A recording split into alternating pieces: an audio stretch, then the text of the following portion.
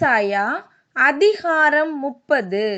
பாவத்தோடே பாவத்தை கூட்டும்படி என்னை அல்லாமல் ஆலோசனை பண்ணி என் ஆவியை அல்லாமல் தங்களை மூடிக்கொள்ள பார்க்கிறவர்களும் என் வாக்கை கேளாமல் பார்வோனின் பெலத்தினாலே பெலக்கவும் எகிப்தின் நிழலிலே ஒதுங்கவும் வேண்டும் என்று எகிப்துக்கு போகிறவர்களுமாகிய முரட்டாட்டமுள்ள புத்திரருக்கு ஐயோ என்று கர்த்தர் சொல்லுகிறார்.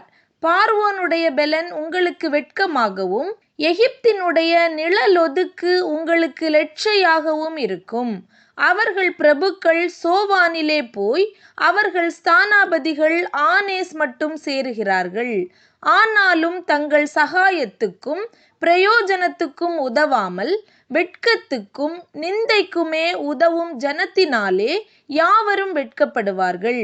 தெற்கே போகிற மிருக ஜீவன்களின் பாரம் துஷ்ட சிங்கமும் கிள சிங்கமும் விரியனும் பறக்கிற கொள்ளிவாய் சர்ப்பமும் வருகிறதும் நெருக்கமும் இடுக்கமும் அடைவிக்கிறதுமான தேசத்துக்கு அவர்கள் கழுதை மறிகளுடைய முதுகின் மேல் தங்கள் ஆஸ்திகளையும் ஒட்டகங்களுடைய முதுகின் மேல் தங்கள் பொக்கிஷங்களையும் தங்களுக்கு உதவாத ஜனத்தண்டைக்கு ஏற்றி கொண்டு போகிறார்கள்.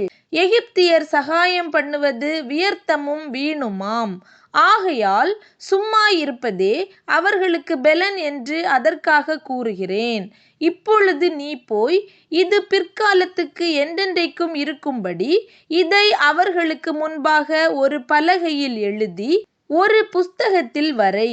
இவர்கள் கலகமுள்ள ஜனங்களும் பொய் பேசுகிற பிள்ளைகளும் கர்த்தருடைய வேதத்தை கேட்க மனதில்லாத புத்திரருமாயிருக்கிறார்கள். இவர்கள் தரிசனக்காரரை நோக்கி தரிசனம் காண வேண்டாம் என்றும் ஞான திருஷ்டிக்காரரை நோக்கி யதார்த்தமாய் எங்களுக்கு தரிசனம் சொல்லாமல் எங்களுக்கு இதமான சொற்களை உரைத்து மாயமானவைகளை திருஷ்டியுங்கள் என்றும் நீங்கள் வழியை விட்டு பாதையினின்று விலகி இஸ்ரவேலின் பரிசுத்தரை எங்கள் முன்பாக இராமல் ஓய பண்ணுங்கள் என்றும் சொல்லுகிறார்கள். நீங்கள் இந்த வார்த்தையை வெறுத்து இடுக்கமும் தாறுமாறும் செய்கிறதை நம்பி அதை சார்ந்து கொள்ளுகிறபடியால் இந்த அக்கிரமம் உங்களுக்கு உயர்ந்த சுவரில் விழ பிதுங்கி நிற்கிறதும் திடீரென்று சடுதியாய் இடிய போகிறதுமான வெடிப்பை போல இருக்கும் என்று இஸ்ரவேலின் பரிசுத்தர் சொல்லுகிறார். அவர்களை அவர் தப்பவிடாமல் உடையும்படி குயக்கலத்தை நொறுக்குவது போல அவர்களை நொறுக்குவார். அடுப்பிலே நெருப்பு எடுக்கிறதற்கும் குளத்திலே தண்ணீர் மொள்ளுகிறதற்கும் நொறுங்கின துண்டுகளில் ஒரு ஓடாகிலும் அகப்படாதே போம். நீங்கள் மனந்திரும்பி அமர்ந்திருந்தால் இரட்சிக்கப்படுவீர்கள். அமெரிக்கையும் நம்பிக்கையுமே உங்கள் பெலனாயிருக்கும் என்று இஸ்ரவேலின் பரிசுத்தராயிருக்கிற கர்த்தராகிய தேவன் சொல்லுகிறார். நீங்களோ அப்படி செய்ய மனதாயிராமல் அப்படி அல்ல, குதிரைகளின் மேல் ஏறி ஓடிப்போவோம் என்கிறீர்கள். அப்படியே ஓடிப்போவீர்கள். வேகமான வாகனங்களின் மேல் ஏறி போவோம் என்கிறீர்கள். அப்படியே உங்களை துரத்துகிறவர்கள் வேகமாய் துரத்துவார்கள். நீங்கள் மலை உச்சியின் மேல் ஒரு கம்பத்தை போலவும் மேட்டின் மேல் ஒரு கொடியை போலவும் மீந்திருக்கும் மட்டாக ஒருவன் பயமுறுத்த 1000 பேரும் 5 பேர் பயமுறுத்த நீங்கள் அனைவரும் ஓடிப்போவீர்கள். ஆனாலும் உங்களுக்கு இரங்கும்படி கர்த்தர் காத்திருப்பார். உங்கள் மேல் மனதுருகும்படி எழுந்திருப்பார். கர்த்தர் நீதி செய்கிற தேவன். அவருக்கு காத்திருக்கிற அனைவரும் பாக்கியவான்கள். சீயோனை சேர்ந்த ஜனங்கள் எருசலேமில் வாசமாயிருப்பார்கள். இனி நீ அழுது கொண்டிராய். உன் கூப்பிடுதலின் சத்தத்துக்கு அவர் உருக்கமாய் இறங்கி அதை கேட்டவுடனே உனக்கு மறு உத்தரவு அருளுவார். ஆண்டவர் உங்களுக்கு துன்பத்தின் அப்பத்தையும் உபத்திரவத்தின் தண்ணீரையும் கொடுத்தாலும் உன் போதகர்கள் இனி ஒருபோதும் மறைந்திருக்க மாட்டார்கள். உன் கண்கள் உன் போதகர்களை காணும். நீங்கள் வலது புறமாய் சாயும் போதும் இடது புறமாய் சாயும் போதும் வழி இதுவே, இதிலே நடவுங்கள் என்று உங்களுக்கு பின்னாலே சொல்லும் வார்த்தையை உங்கள் காதுகள் கேட்கும்.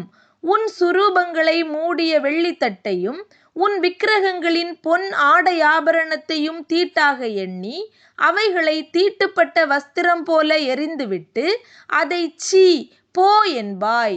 அப்பொழுது நீ நிலத்தில் விதைக்கும் உன் விதைக்கு அவர் மழையையும் நிலத்தின் பலனாகிய ஆகாரத்தையும் தருவார்.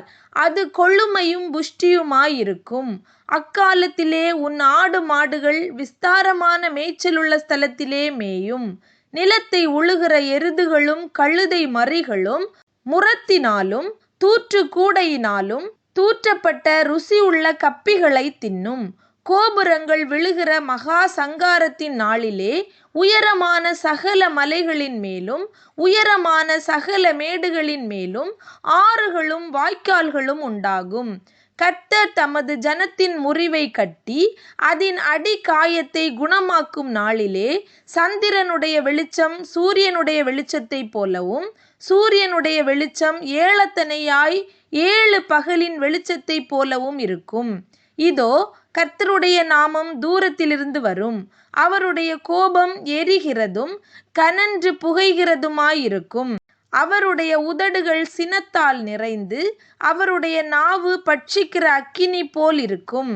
நாசம் என்னும் சல்லடையிலே ஜாதிகளை அரிக்கும்படிக்கு அவர் ஊதும் சுவாசம் கழுத்து மட்டும் எட்டுகிற ஆற்று வெள்ளத்தைப் போலவும் ஜனங்களுடைய வாயிலே போட்டு அலை கழிக்கிற கடிவாளத்தைப் போலவும் இருக்கும். பண்டிகை ஆசரிக்கப்படும் ராத்திரியிலே பாடுகிறது போல பாடுவீர்கள். கர்த்தருடைய பர்வதமாகிய இஸ்ரவேலின் கன்மலை அண்டைக்கு போக நாகசுரத்தோடே நடந்து வருகிற போது மகிழுகிறது போல மகிழுவீர்கள். கர்த்தர் மகத்துவமானவர். தமது சத்தத்தை கேட்க பண்ணி உக்கிர கோபத்தினாலும் பட்சிக்கிற அக்கினி ஜுவாலையினாலும் இடி பெருவெள்ளம் கல்மழையினாலும் தமது புயத்தின் வல்லமையை காண்பிப்பார்.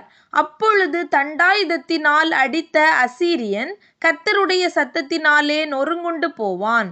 கர்த்தர் அவன்மேல் சுமத்தும் ஆக்கினை தண்டம் செல்லுமிடமெங்கும் மேளங்களும் வீணைகளும் அதனுடன் போகும். கொடிய யுத்தங்களினால் அவனை எதிர்த்து யுத்தம் செய்வார். தோப்பேத் ஏற்கனவே ஏற்படுத்தப்பட்டது. ராஜாவுக்கு அது ஆயத்தப்படுத்தப்பட்டது.